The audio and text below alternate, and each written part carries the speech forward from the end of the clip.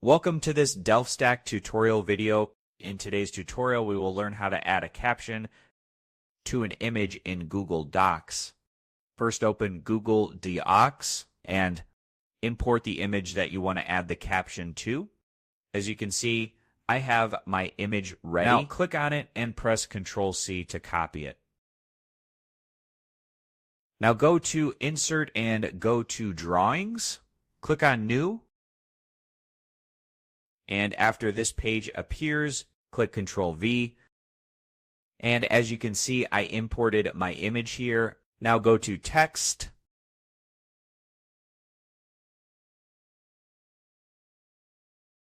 And create a text box just like this. Now add any caption that you would like to add. In my case, it's wild animals.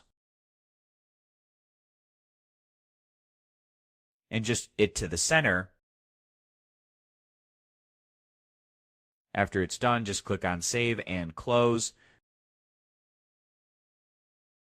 And you'll see the caption have been successfully added to the image. When you try to move this image, the caption will move with it. Thanks for watching. And don't forget to check out the next DelftStack tutorial videos.